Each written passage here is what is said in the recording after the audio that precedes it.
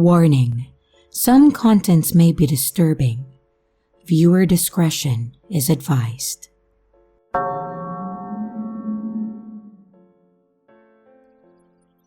Hey, so this story is about what happened at a Halloween party that my friends and I had in a bush.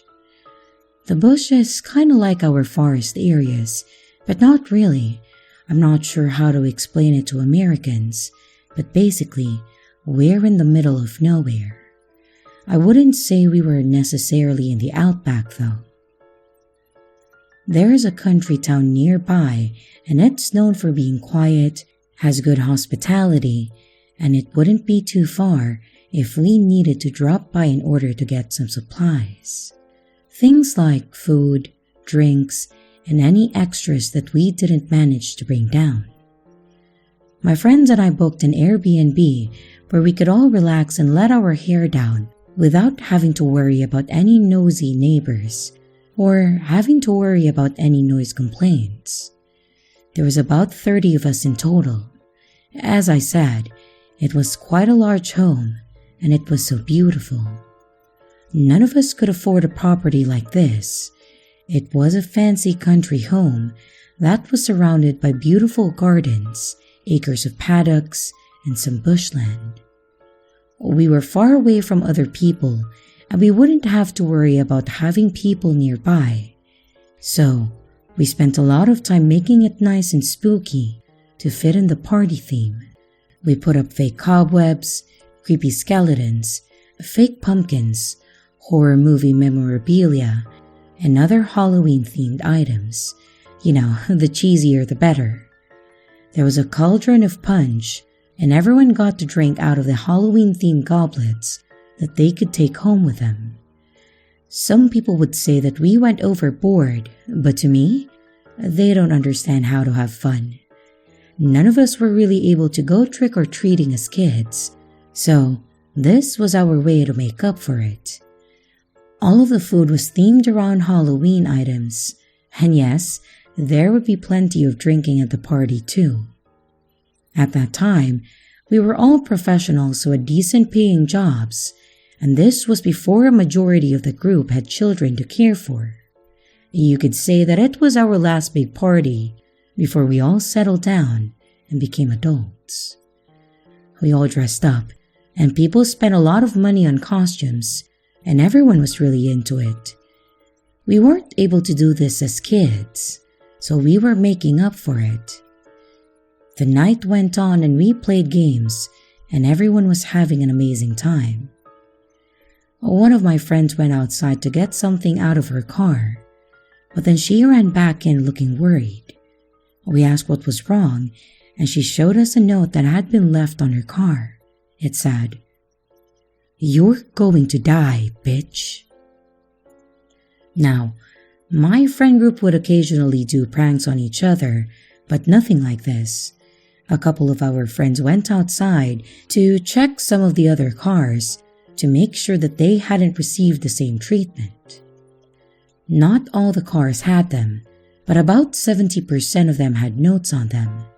They were variations of threats, some that I'm not exactly comfortable with sharing on here, but you can imagine the lines they were going. I thought it could have been some of the kids from some of the neighboring farms or something who were pulling the pranks on a bunch of city slickers. Some harmless fun, so we all laughed it off and figured that kids would be kids. There was no damage done to the cars or anything serious to worry about.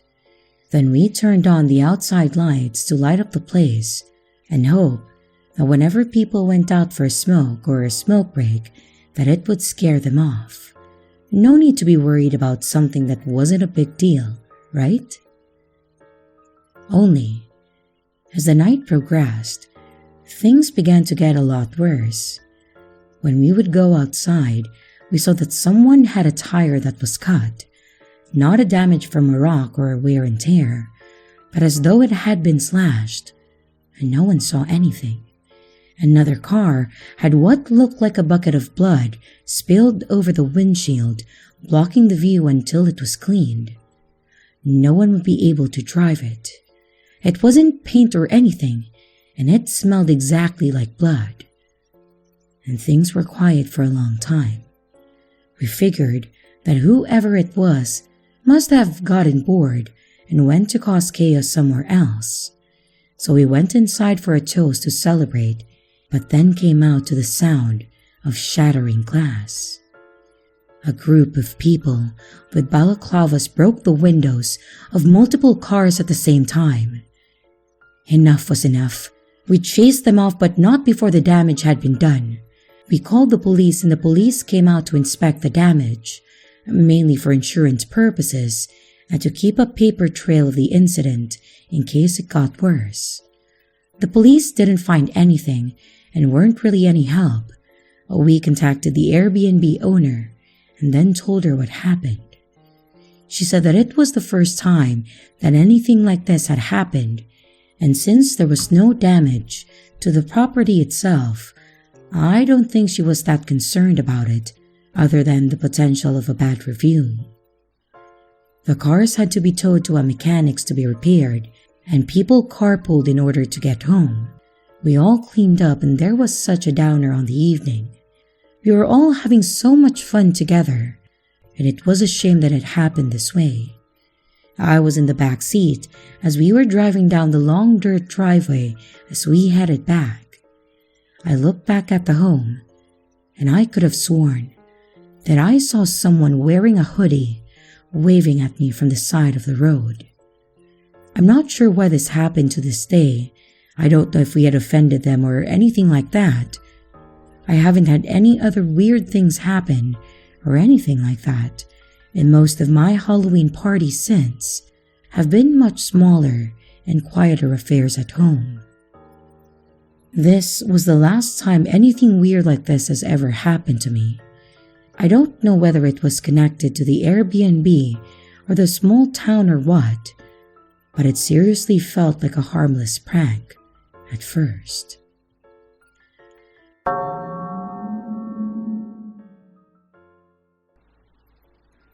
This all happened back in the autumn of 1997.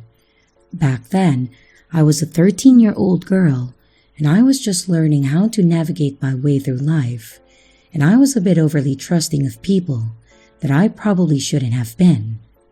I grew up in a fairly comfortable and safe neighborhood, and as a child, I never really had to worry about much of anything. Our neighbors were always friendly. There were always kids around to play with when I was little. Even better, the old lady across the street used to babysit me, and she was seriously the sweetest person that I have ever met. Unfortunately, being around such sweet, kind, and amazing people led to a bit of a false sense of security for me. Spending 13 years around these people made me think that everyone always had the best of intentions, and it meant that I thought that all people were genuinely good. As you know, that is definitely not the case in reality, and my innocent view of the world was pretty much shattered during that one day in October. It was actually the day of Halloween that year, and I remember that it was a Friday because I was going to go trick-or-treating with my friends, and my parents were okay with us being out late since it wasn't a school night.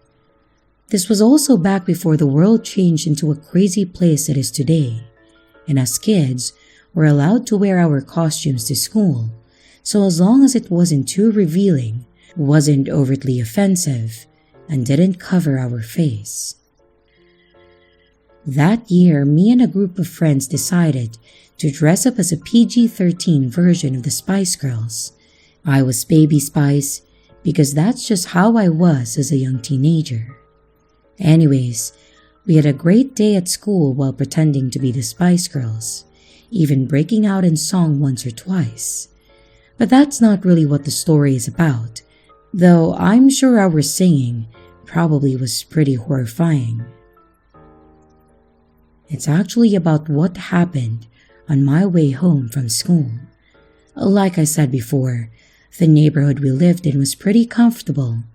We knew everyone, and everyone knew us.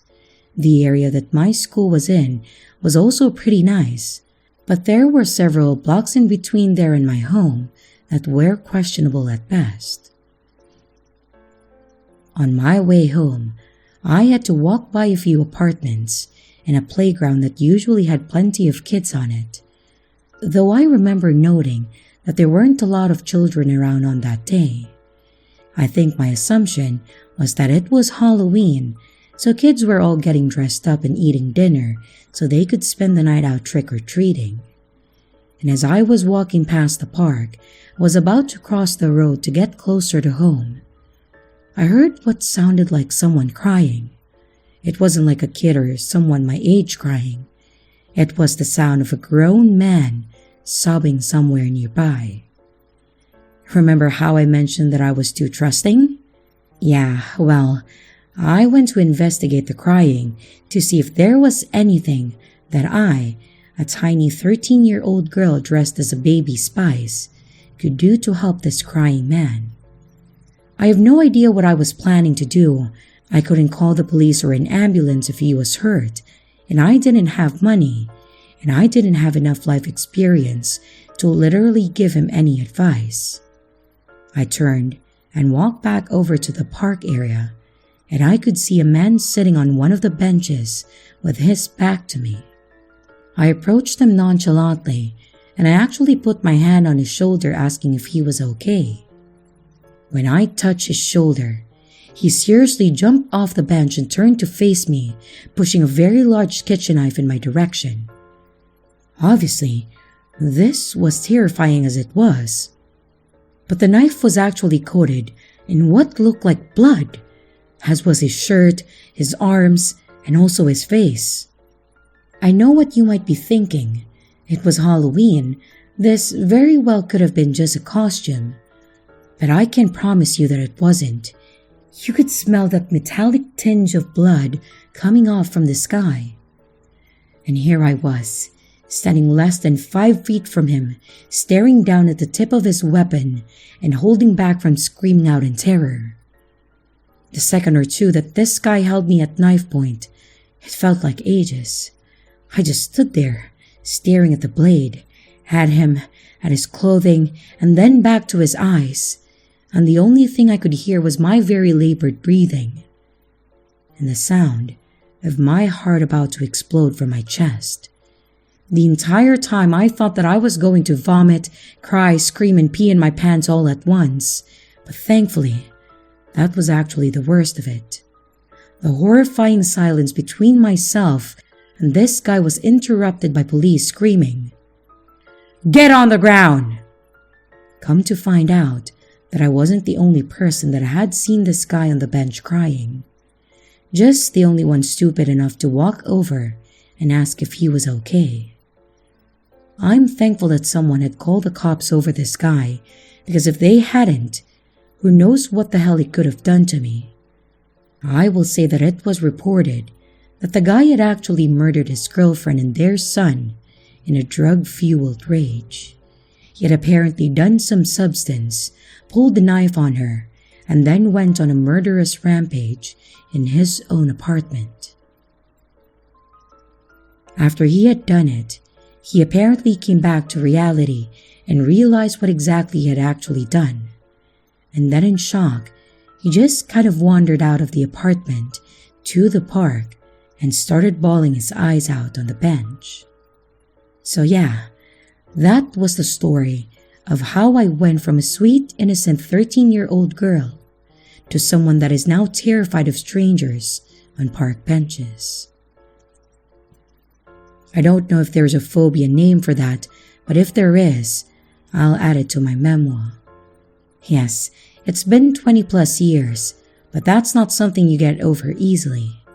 Thankfully, nothing like it has ever happened since, but I will say that nowadays, when I approach anyone for any reason, I do so from the front.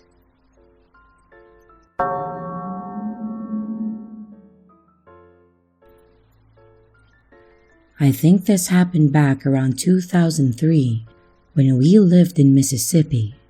I was about 14 at that time, and my little brother would have been around 9. We had gone trick-or-treating for several years now, and last year, we did a lot of it around our neighborhood by ourselves. I always loved going door to door. It was even more fun when it was just the two of us. I felt like a grown-up, being in charge of my little brother.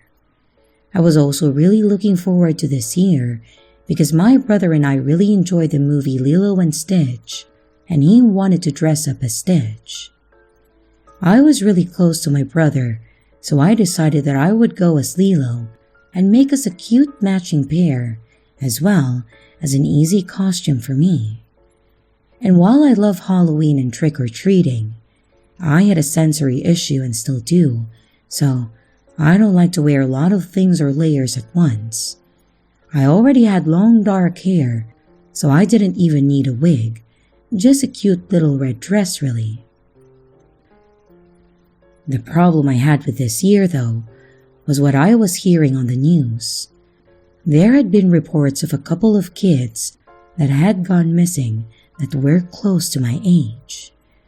I wasn't good with locations, so I don't remember what city it was in exactly, but I do remember that it took place close to us. It honestly scared me as I realized how many times I was alone.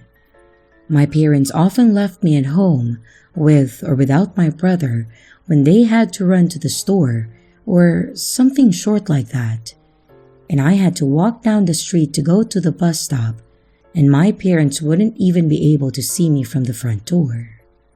I even rode my bike around the block or down to the little gas station by myself, so hearing these stories of kids coming up missing alarmed me. But my parents didn't seem to think that there was anything to worry about. When the news stories came up, my mom would always make remarks about, "But how stupid can you be?" and criticize the parents and blame them for not watching their kids closely. However, she still told us to walk the block by ourselves. When I asked her if it was okay, she pretty much said, "Yeah, why wouldn't it be?" Parents of the year, right? So we all got dressed up, and I made sure to bring my dad's shop's flashlight because it was made of some pretty hefty metal, and I stuffed it in my candy bag. I figured that it would be good to have as both a light source and a possible weapon. I also made a mental note while we were out to keep a close eye on our surroundings. I was a little nervous since this whole night involved us going to strangers' houses alone.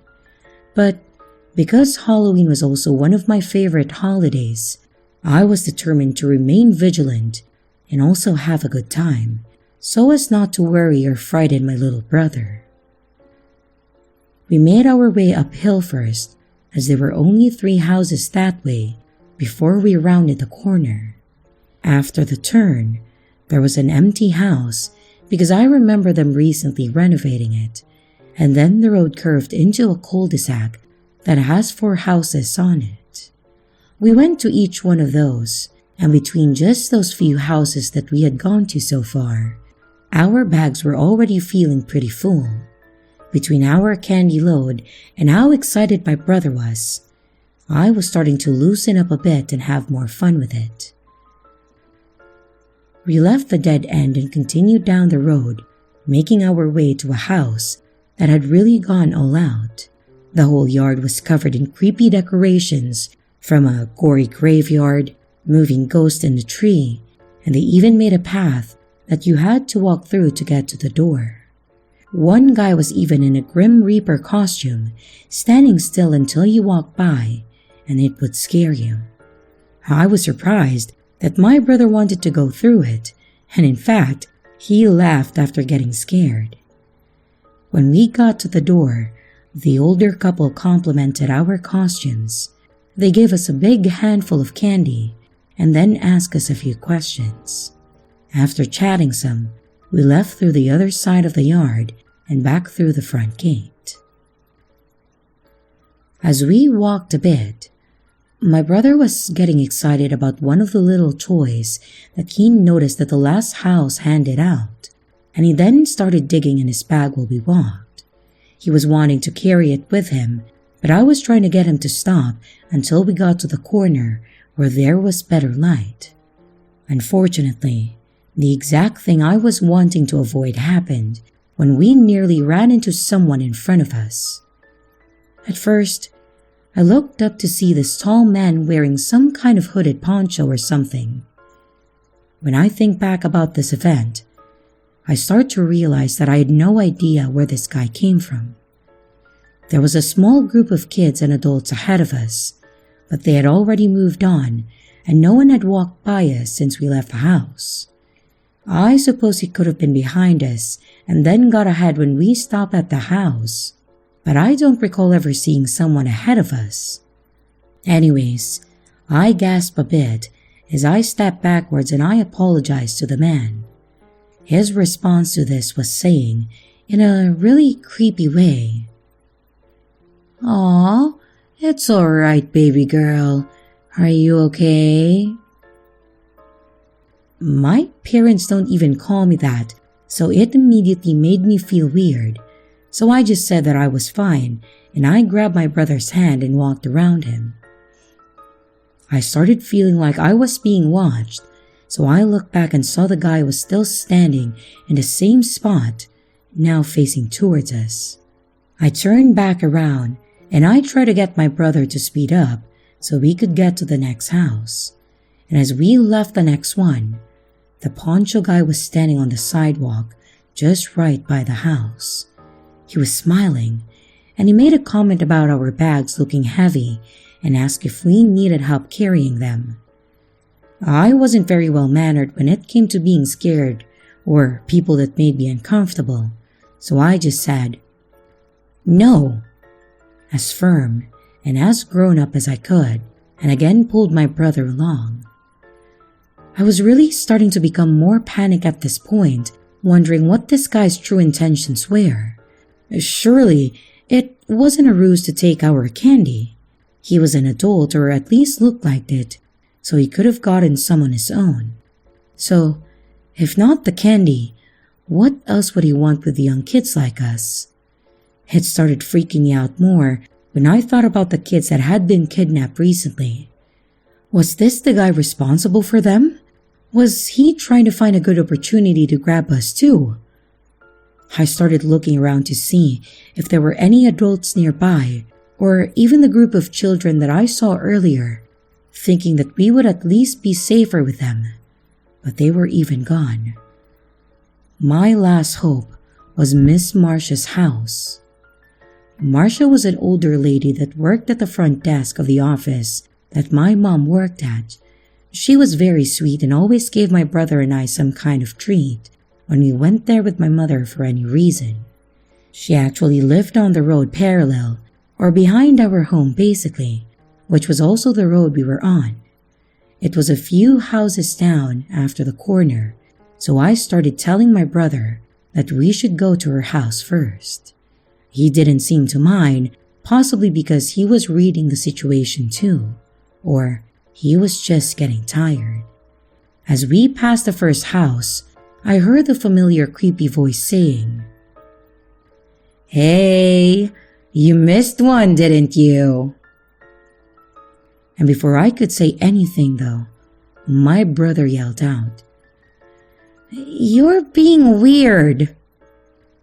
So I again held his hand and we ran. I was scared that this guy would get mad at my brother's comment and possibly chase us, so I wanted to get there fast.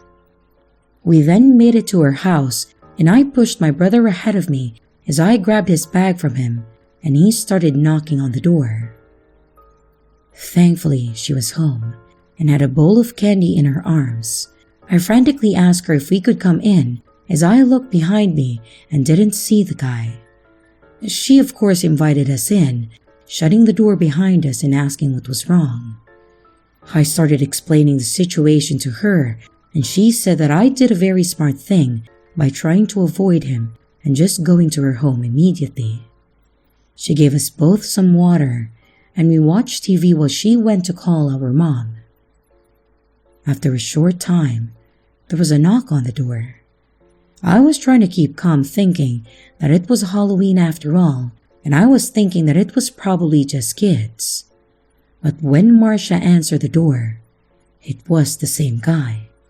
He tried giving her some story about us being his kids and apologized for them running in her home. Marcia, knowing our appearance, of course, told him off, saying that he needed to leave as the cops had already been called. I remember his face clearly at this point, trying to look past her at us, and I heard him say, "Oh, I must have the wrong house. Good night," and then walked away. She shut the door, but went and sat at the window, presumably watching where he went. It didn't take long for my parents to show up, and then the cops around the same time. We told them what happened while we were out and described the guy to the best that we could, since it was dark. I remember giving Marcia a big hug before we left, being incredibly thankful that she was there, as I would have been shy just asking some random person to come into their house. As far as I'm aware, the guy was never found, which is still terrifying. But sometimes, I still wonder what his intentions were, and could it be the same guy from the news? Also, we just went home that night from there, and my parents followed us in the car the following years. I guess, at least, they agreed to do that. And here's the riddle for this video.